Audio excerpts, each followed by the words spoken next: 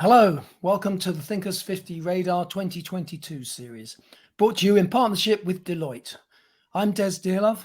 And I'm Stuart Craner. We're the founders of Thinkers50, the world's most reliable resource for identifying, ranking and sharing the leading management ideas of our age, ideas that can make a real difference in the world. In this weekly series of 45-minute webinars, we want to showcase some of those ideas to bring you the most exciting new voices in management thinking.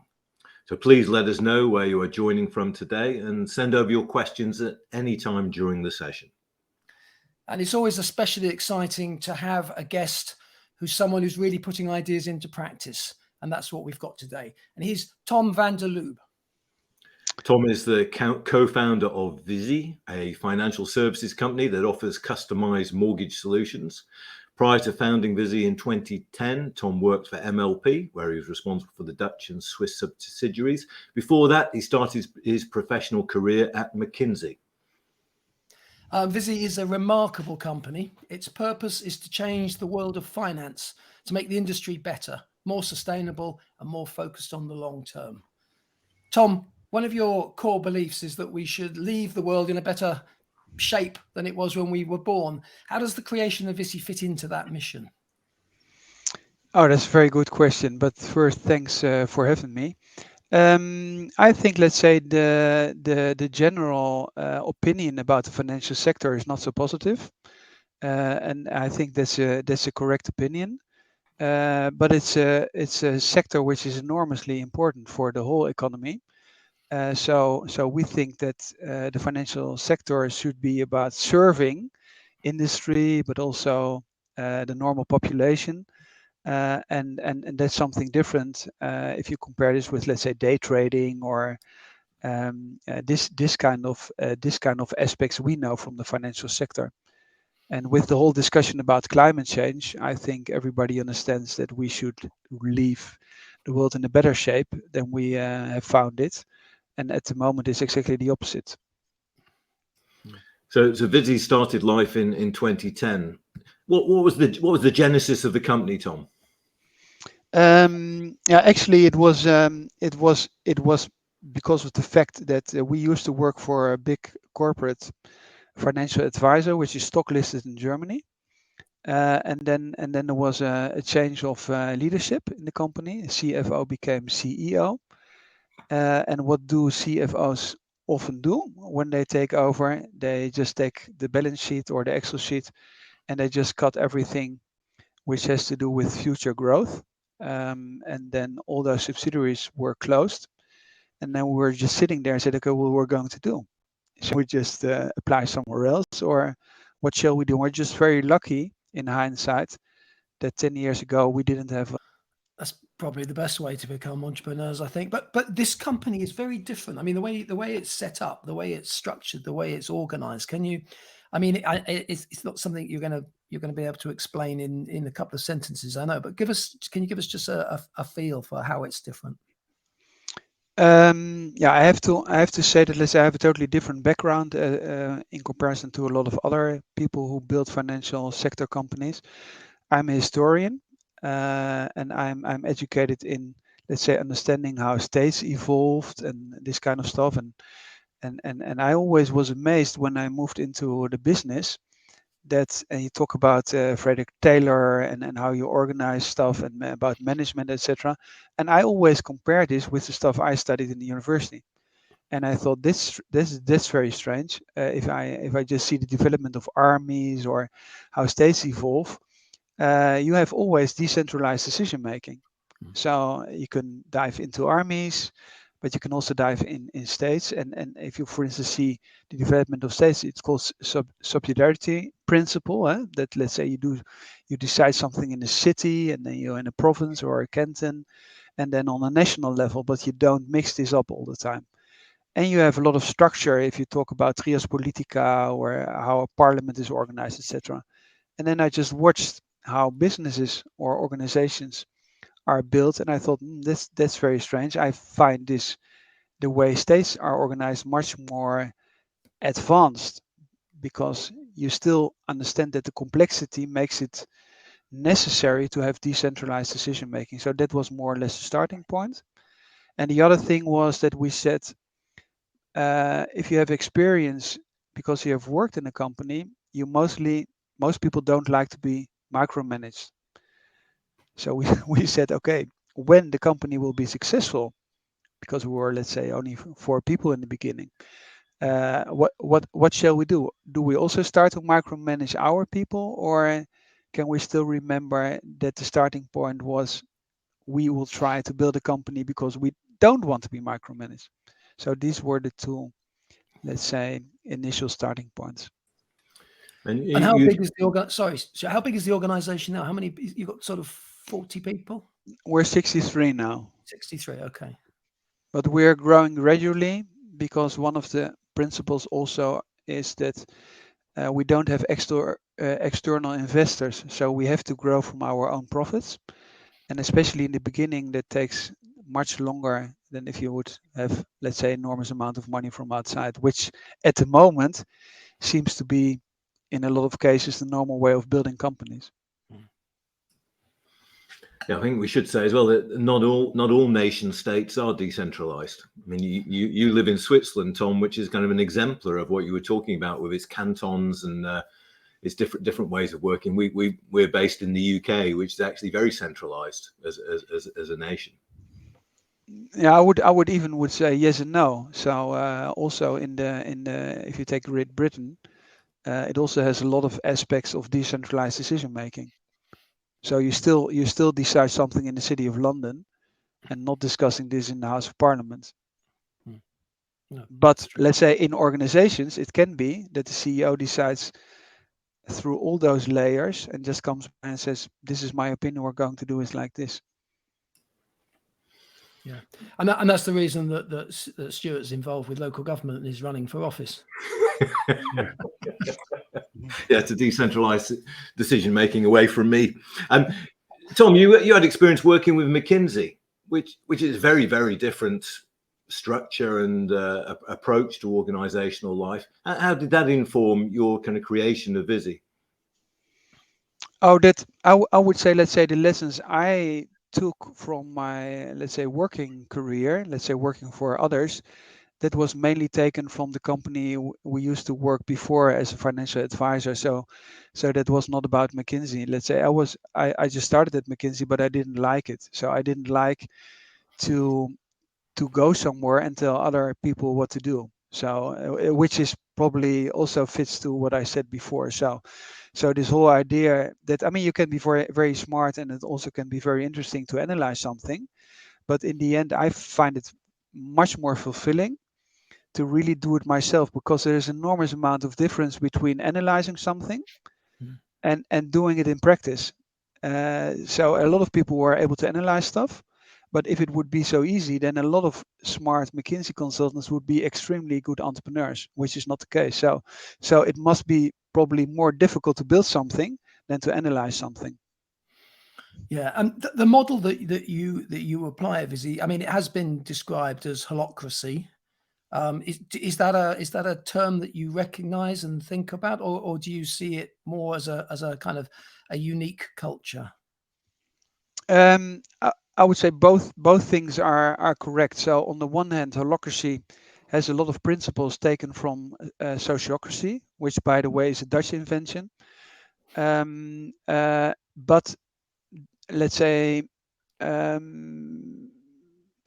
Brian, who developed with the IT background holocracy, made a very practical model out of this sociocratic principles. So if somebody wants to start with decentralized decision making, holocracy is a good starting point. But from the beginning, we said we're not building a holocracy company, because one of the main aspects, for instance, in our company, wouldn't be, let's say, taken very seriously by Brian Robertson, because in our model, the one who leads a team or the company is chosen by the team members, which in holocracy is not the case. And the other thing is also that we have a rotation principle. So, and that's the link, for instance, to the Swiss government, but it's the old Republican principle that if you have a team, let's say of 4 or 6 people, then every half a year somebody else is in the lead of the team. That's why it's called president. So you're the one who is let's say primus inter pares, who is in the lead, but it's still based on a equal basis with the team members, which is not which is something which is not the case in Holocracy. And how does that fit with the so you have as it were, a team leader, which you say rotates, and then each team or each unit, each part, who manages or who leads the integration, the sort of the horizontal, if you like, across teams? Is that the same individual, or does that somebody else? Now you still have this, let's say, this lead link and rep link, so this double linking. Yeah. That two people of every team, they go to the next level. So there's still a hierarchy in the organization, but those people are chosen by the team itself. And in Holocracy, only the rep link, the representative, is chosen, and the lead link is a top-down decision. And that in our company, that's not the case. So both roles are chosen by their peers. And the old principle, and there's this historic tradition, it's the old Republican tradition, which you also see in Venice or Amsterdam, etc. These trading cities, the cities in a Republican tradition are governed by the families, and they also rotate. So if you take, let's say, Asian painting in the Netherlands or in Italy, Venice is a very good example, then you see, if you visit Venice, you see those people governing the city, and they are from all those families, and they were able to do this for 1,000 years, between 700 and 17,700. But we have forgotten a little bit about this. The only aspect where you can still see this is, on the one hand, in a very pure form in Switzerland, where the government rotates, or the president is somewhere is rotating job, so to say. So every year somebody else of the government is in charge of this role, and where you can also see that the principle of avoiding too much power or for a too long period. You can see this in the American elections or the American presidency, where you're only allowed to have this job for 2 times. So if you would dive into this, you can still find a lot of those examples, but we have forgotten about this. And this whole principle, which is perhaps the core, is that power corrupts automatically, and absolute power corrupts even in a more even severe way. So, and if we just watch our own politicians, we have a lot of situations where we think, okay, it would be better to rotate more often to avoid this. I think it'd be better to eliminate rather than rotate in the political sense, I think. Yeah, I'm interested, Tom, how this evolved. I mean, you hadn't been entrepreneurial before, but you and your co-founders started the company as entrepreneurs, and you went in with some fundamental ideas. But for instance, not micromanaging. But something like not micromanaging is a really nice idea. We all get it. But when it comes down to it, you're in a small company. It's your company, you've got skin in the game, you're under pressure, and people end up micromanaging. So how do you stay true to your initial principles, and how have they evolved? We started with a model from the beginning, which a hierarchy of stakeholders. So it's the purpose, and that's where you started our session with, changing the financial sector. And it can be very practical, giving better advice, be more transparent, etc. So that's very practical. And then you have a hierarchy of stakeholders. It's the people first. So it's not the client first, it's the people first in the company. It's a little bit like Richard Branson also always explains. If your own people are happy, then your clients are happy, and then in the end your shareholders are happy. So this is not a model we invented.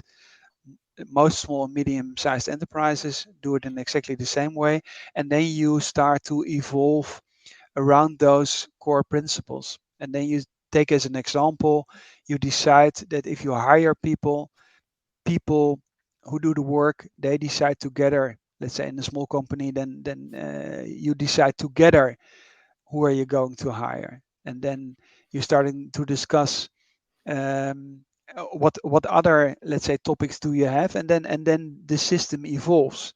But if the starting point is, for instance, putting people first, then the logical next step is to listen to them what do you need to be able to do the work in the most excellent way? Yeah, no, that makes sense. We've got some good questions coming in, but I just want to stay with a bit more of the detail of your organization, because another thing that's unusual is that it is total transparency over salaries, and people discuss and set their own salaries in effect. I think that's correct. Can you say a little bit about that? Yeah. Okay, I'll start with radical transparency, because let's say if you are in a UK environment, where does it come from? It doesn't come from IT people nowadays, but it's originally comes from England. So in the parliament, they started to write down what was discussed in the parliament in the pub at the other side of the street. And so if you Google Wikipedia radical transparency, there it comes from.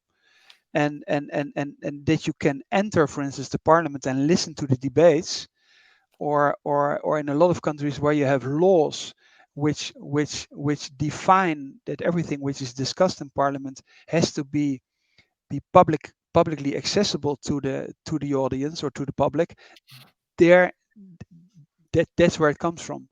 And then you have certain countries, for instance, Scandinavian countries, where it's very normal, but also in the past, it's very normal that people know what you earn. You can still see, for instance, if you apply for a job in the university, that in a lot of countries it says C4 or whatsoever, and then everybody, or you apply in a job in the States, and then you know what the person will earn, or what let's say the salary benchmark would be. So I always say we didn't invent the stuff. We're just putting the puzzle pieces together. And if you have the purpose to change the financial sector, where there's a lot of intransparent stuff going on, then it's normal that at a certain point you say, okay, why don't we just share this, or why aren't we just very clear about our fees, if it's including VAT or not, or something. So sometimes it can be very practical, and in the beginning, for instance, this was not the case, and we said, okay, we're very clear about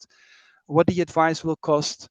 We were lucky that the regulator changed this, so we don't get any kickbacks from banks for the mortgages we are serving to our customers. So, but you dive into this, and you will always ask the question: when I would approach this company as an outsider, what would I like to know? But for instance, also this organizational model, when we implemented Holocracy, we also put this online, and then a lot of self-organizing companies approached us and said, your organizational model Glassrock from Holocracy is open to the public. Are you sure? I said, yes, that's sure, but it's very efficient. So from a scientific point of view, radical transparency is an enormous efficiency driver, because it has different aspects. On the one hand, everybody thinks much more severely and profoundly, what am I doing? Because it will be publicly accessible for everybody. On the other hand, you have to live your principles, because everybody is watching you and saying, hey, I found this on your website, and that can be a small mistake, but it also could be that people are approaching you and say, I don't understand this, you are saying this, and I read that, and then you also, but you know this in advance. So, and secrecy has exactly the opposite effect, or leads to a lot of misunderstandings. And then you evolve on this, and then we started to publish our salary model, and then we started to add the salaries when people apply for jobs at our company, which is very efficient. So, but there's exactly the same. So if you would apply at a company, and you have to ask yourself all the time when I am allowed to ask what the salary would be, etc., it's also very inefficient. So we just said, okay, just put this in the beginning, and we say, if you apply for this job and you have this amount of years of experience, you will earn this, and then the person can decide, do you want to apply for this job or not? But it's just an evolving process. Yeah.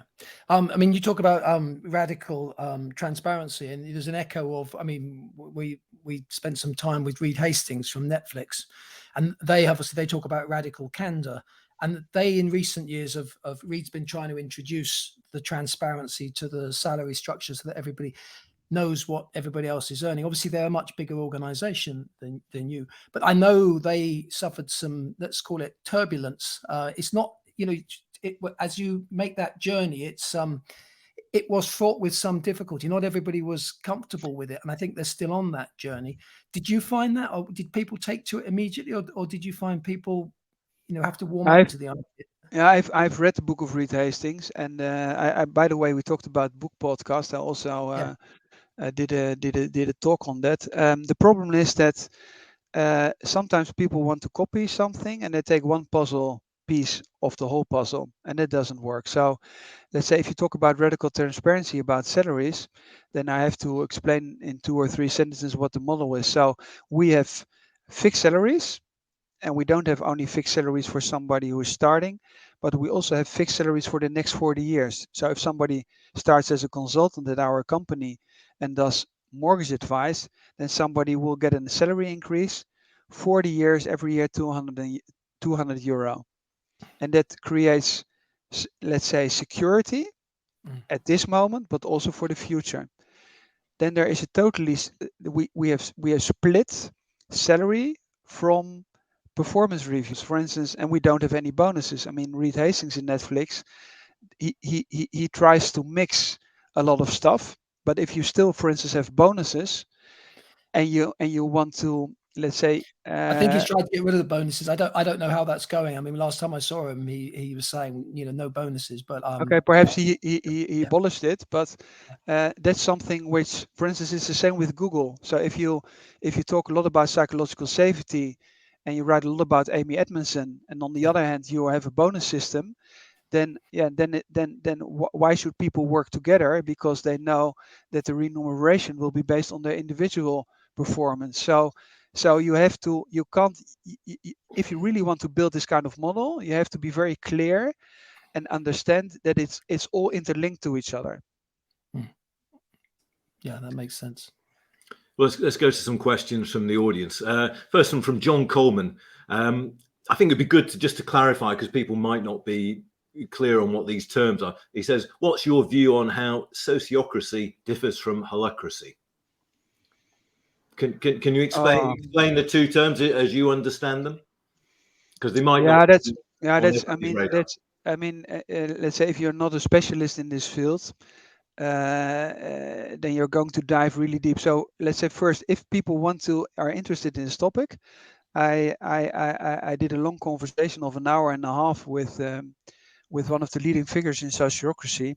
But I would say the main difference is that the Brian Robertson took the sociocracy as a model, but from an American perspective, he took the strong leadership and the top-down aspect. So to put it very simple, I would say sociocracy is much more bottom-up, and holocracy is much more top-down. If you talk, for instance, about the central role of the lead of the lead link, but that's really a topic which you can discuss 1 hour, and it also depends if you really into this aspects. I would say for this talk, it's much more interesting to focus on what they have in common, and what they have in common is that you have roles which are parts of functions, and you have decentralized decision making, and you have this kind of double linking, which means that the team leader and a representative, they go together to the next level. I hope I explained this in a practical way. Yeah. Okay. Looking for some more questions. Frank asks, he says, I like that leaders are chosen by peers. To what extent did the direct democracy in Switzerland inspire you to do this? I live in Switzerland, although the company is in the Netherlands. But actually, I had the idea since I studied ancient history. So what I find very interesting is that this whole problems with power and absolute power and corrupting power corrupts. That's something which you see since thousands of years, and I found it as a student extremely interesting to study, let's say, Greek politicians or philosophers, and I thought, okay, they were dealing with exactly the same stuff, and they have this primus inter pares principle of rotation. So that's where it actually comes from. And then when I moved to Switzerland 20 years ago, I although I studied also this kind of stuff in the university, I never knew that much about the Swiss model, that I learned this in university. And then since I live here, I just saw, okay, it still exists in practice. So it's a little bit of both, so to say. I think, I mean, what's really interesting is, as you say, I mean, there are thousands of years of political philosophy in terms of trying to understand and manage societies and organizations and trying to create ideal states. And yet business and management seems to just have binned all that and gone to its own, command and control sort of model initially, a very mechanistic. We blame Frederick Taylor for lots of things, but it does seem that there was all this other knowledge and other places to learn from, but we took the organizational blueprint from somewhere else completely. What I find interesting as a historian is what I always said is that enlightenment has not reached management yet. So we still have this kind of let's say absolute power. We talk about strong leadership, and now it evolves to empathetic leadership. But I would say, okay, it's like Frederick the Great, who is a nice guy and wants to do the best for the people, but it's not parliamentary democracy. And then enlightenment comes, and then you have the whole involvement or the whole development of the classical republican tradition, where you have this development of the Dutch Republic, but also other republics and the city states, etc., where you have people who govern their own cities, and those are the families of this city. But it's not the classical monarchy. So if you visit Amsterdam, you have a lot of those houses of the merchants, but you don't find Versailles and a youth castle, because although we have a king in the Netherlands at the moment, it doesn't have this classical tradition which you can find in France, as an example. There's a question from Anna Nielsen, who's in Minneapolis, on how does shared power impact employee satisfaction? So you've said the employees first. Oh, that's a very nice question, because there is enormous influence. So I mean, if you dive into literature, it's always about autonomy, and then mastery in the sense of purpose. Daniel Pink, Thrive, the book is called. He's probably also on your list. I'm not 100% sure, but I probably he is. And the funny thing is that we were this number one great place to work a couple, let's say, the last 3 years in the Netherlands, and also number one in Europe. But the main thing was that people said we trust each other for 100%, and it also has to do with the psychological safety and sharing power with other people. So it is not about, let's say, those people who have founded the company, etc. No, it's doing together something with your peers, and that's in the end what people like. Okay. Christine asks, I mean, you've been very clear that this isn't a model that you can sort of just pick up piecemeal. You've really got to think it through. But she asks, what would you recommend people to do to start with if they want to copy your model or move in this direction? I mean, you've got to start somewhere. Yeah, what I think, it depends a little bit on the let's say on the situation. Let's say if you have a huge corporation, I would just start somewhere in a small team where you, let's say, can just experiment with the stuff, and then create a safe environment. Because let's say research shows that if you talk about agility, or I mean, take the award we got from you, the higher zero distance award. In the end, if you have a huge company, you have a much more severe interest to experiment with decentralized decision making. If you are a company like we are, with 63 people, we can still, let's say, sit together in one room. But if you have a let's say multinational with, I don't know, 100,000 people, then you should start to experiment, I would say, pretty fast, and perhaps look what higher does, Or also here, Bosch Power Tools, 40,000 people. Bosch has, I think, 300 or 400,000 people, and they have also started somewhere. And then now you have Bosch Power Tools, and then you compare in your huge multinational what works well, and probably all the indicators show that people are much more happy to work for Bosch Power Tools than for other parts of the Bosch multinational. I suppose that begs the question: Can your approach be scaled, Tom, or is there an optimum level? I was thinking of was it Dunbar's number of 150 people being the optimal size of a group? You don't want to grow any bigger than that. Have you got any numbers in mind, or do you see that you could grow your organisation to 20,000 people and maintain this level, this approach? Yeah, the last one, but that's also because, let's say, for us, let's say we watch more the really big organizational stuff. So we would take, let's say, the Roman Empire and the Roman army, where you have, let's say, 6 or 7 people, and they choose their own people, their own leader, and sleeping together in one tent. Or you would, for instance, take the examples I took from the state. If you take the European Union, you can discuss a lot about that stuff doesn't could be much better, but you still have, let's say, 300 million people, and you still have decentralized decision making in small villages about it doesn't matter what it is. So I think you can scale endlessly, but the bigger you want to become as a company, you really have to be to focus on the structure. So, but it's the same for the state. So you have to, if you want to survive as a state, you have to come up with trias politica, because otherwise, I mean, if you have to create checks and balances, so to say. You just mentioned structure, and the word structure just caught my eye. Sean is asking, in any governance structure, does democracy, with its Achilles heel that the majority isn't necessarily right, always trump a benevolent dictator, which I think we were alluding to earlier, with good advisors, for instance? The East, for example, seems to prefer the latter. Yeah, there's always a discussion you have. Let's say if you can dive into decision-making principle of consent.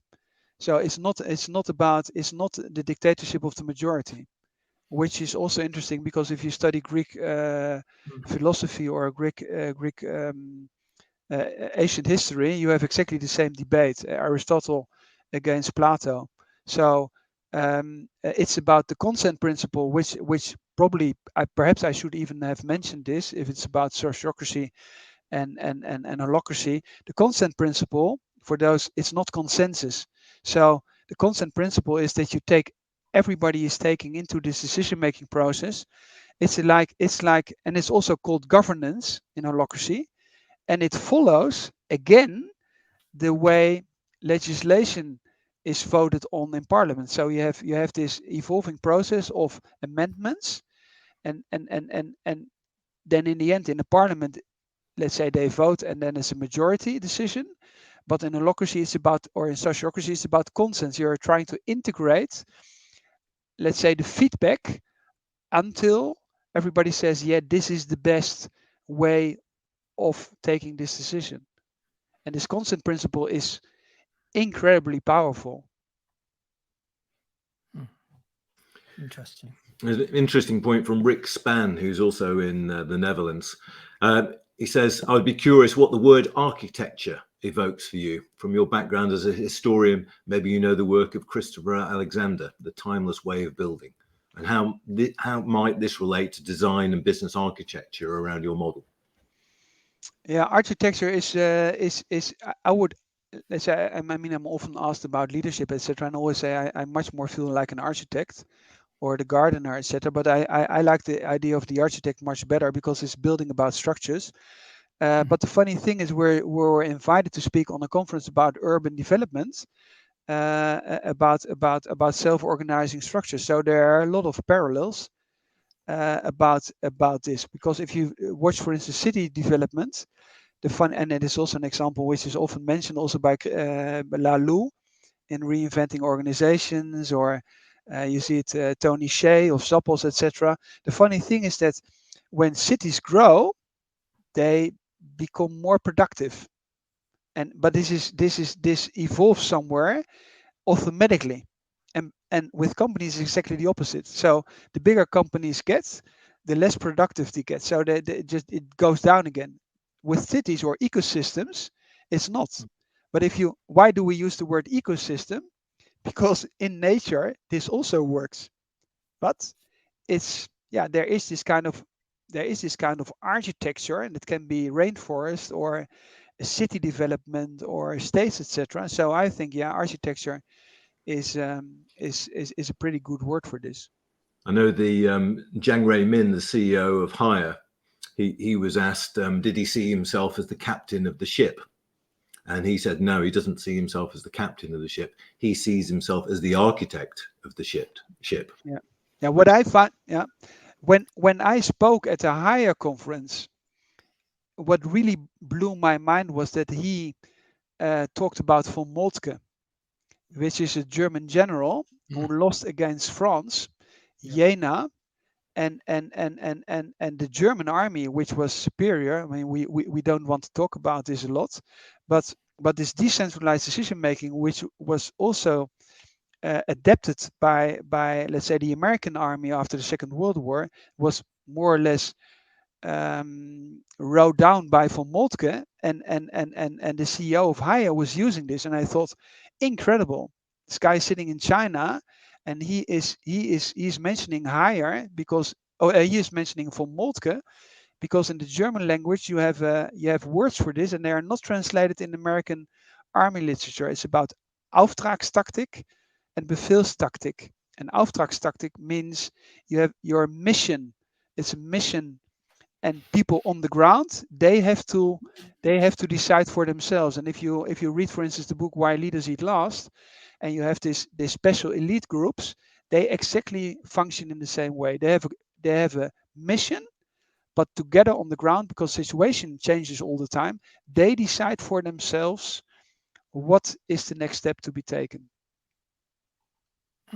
No, interesting. No, I think one of the things about Jiang Rui Min is his great interest in literature of all sorts and history. And I mean, he's a very unusual, I would say, unusual CEO in the sense that he's incredibly well read, remarkable.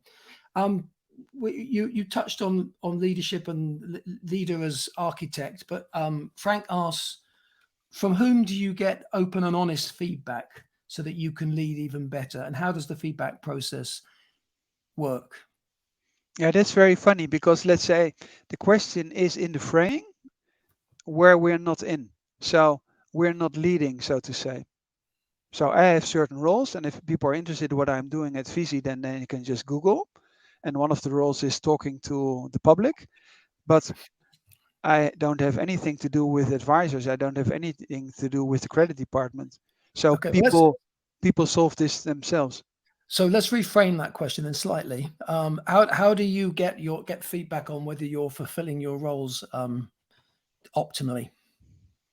Yeah, I'm just a member as everybody else in certain teams. So for instance, I'm in the media team, and when I write something and my colleague doesn't like it or says I write it differently, then I get feedback. It's a little bit like the Bono model of the hats. So you're just wearing different hats, but for instance, I'm also not the CEO. So I'm just one of the visionaires, and we also don't have business cards. So everybody is called the visionaire, and that's it. And then you have those roles, and then depending on the time you Google my roles, you find different roles. Oh, that's interesting. So that's it's fluid. That's it. Interesting. Do you think the Dutch culture is more open to this sort of organizational model? Yes, it is. The funny thing is that in the last in the book of Amy Edmondson about psychological safety and also decentralized decision making, on the last page of the book, she reflects on this. And then if you, for instance, have this power distance, which is in Scandinavian countries and also in the Netherlands, is much lower, and it's easier to implement it. So you could say if you have a republican tradition and a very small power distance is much easier because people are much more used to this. But on the other one, having said this, if you see von Moltke and the German army, which is, let's say, like we have let's say learned about this in movies after the Second World War, it's always I always had the impression the German army, they're only shouting what other people have to do. And then only recently, 2 years ago, I found out that exactly the opposite is the case. That people in the battlefield had much more power, decentralized power, than in the American army. It was exactly the opposite. So I even, on the one hand, you have this power distance topic, which says Scandinavia and the Netherlands, but on the other hand, you have this idea of the Germans, which are very vertical oriented, and people are not allowed to take their own decisions, which is not the case. So I think it's much more complicated. But the Chinese, you would exactly say the same. So if you don't know higher, everybody would say, no, that's communism, and those people, they don't have their own opinion. And then you you find out about higher, and then a lot of people with a very fixed idea of what China is would say, oh, it doesn't fit in my picture of what I think China is about. Do you then? I mean, it sounds as though obviously certain cultures would take to this sort of model perhaps more naturally. Although, despite the fact you're sort of pointing out some paradoxes here as well with the way this stuff works. But do you think we're moving in this the direction towards your model? Do you see more businesses doing this, or do you think that you're going to remain and some of these other organizations we've touched on are going to be outliers and people are going to continue to do business in the old sort of hierarchical way? Or is it a kind of inevitable sort of progression of history that history is moving in your direction?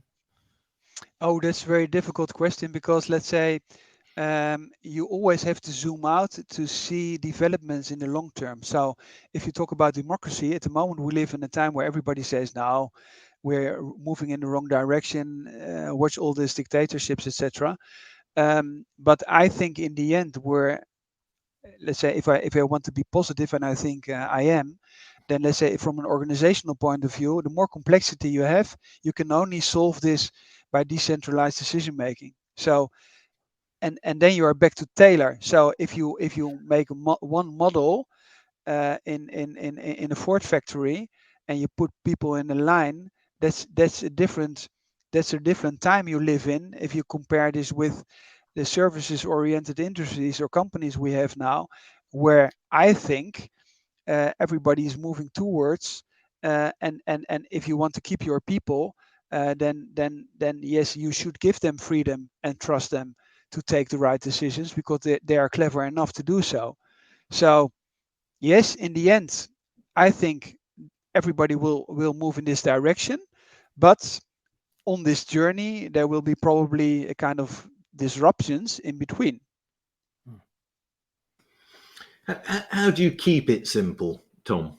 Because I mean, we all know that management and leadership, there's kind of basic, very, very straightforward principles in where you've got to practice, and what you've mapped out is some ideas which are kind of straightforward intellectually for you to grasp, but actually delivering on them and keeping it simple has proved beyond a lot of organizations. They add layers of hierarchy, they make it more complicated. How do you keep it simple? Yeah, that's a very good question, because it's very simple to make things very complicated, and very complicated to make things very simple. So, but to answer you with a very practical answer, we have this golden rule: treat other people like you wanted to be treated yourself, and that applies to everything. So one has to, if you have this kind of rule, and I think it applies everywhere and in any situation, you have to repeat it all the time. And if something happens where you think, okay, that was not the case, you have to let's say, also, let's say with onboarding, and when a company grows, you have to repeat this all the time when you onboard people, so they feel safe. And then you're back about this environment of psychological safety, that people don't fear to speak up and say, I don't think this is in line with our golden rule. And that happens if you don't have to be afraid that you lose your job, that you lose your bonus. So this whole psychological safety and the salary model makes it much more easy for people on the one hand to show vulnerability and to say, we have more options. What do you think? Shall we move in this direction or in that direction? But also the other way around. You don't have to fear giving feedback to your colleagues because it doesn't have a negative, let's say, repercussion. That's also the case where, let's say, a lot of stuff is always discussed about the 60 degrees feedback. And I always say, how shall this work? You give feedback to somebody who decides on your bonus, or what's your logic behind this? So, but in the end, you need people and you have to put an enormous amount of effort in, on the one hand, hiring, cultural fit, and then repeating and repeating all the time. But it's for the Constitution, it is the same. Huh? So we have to repeat our basic values in the Constitution about our liberties to not forget about them. This is absolutely fascinating conversation, but we are running out of time. Where can people go to find out more about what you're doing? And I know we mentioned earlier you do podcasts. I mean, you do book reviews, you do all sorts of things. Where should people go to learn more about what you're doing and some of the other interesting books that you're looking at and ideas that you're discussing? Yeah, we're very fortunate because of COVID. We did an enormous amount of different topics in the last 2 years. So if people are just interested in certain aspects, so you can just Google Viisi or my name, and then in combination with radical transparency, salaries, trust, golden rule, etc., and then you will probably find a lot of stuff also in English language. So. And otherwise, people can also connect if they have something very specific and they can't find it. They can just also connect on LinkedIn, and I will answer their questions. Tom, thank you very much. Refreshing and inspirational, I think. Tom van der Lubbe of Viisi. Thank you very much for joining us, Tom. And thank you, everyone, for joining us as well and asking such brilliant questions. Next week, we will be joined by Tamsin Webster. We hope you can join us then. Thank you. Thank you for inviting me.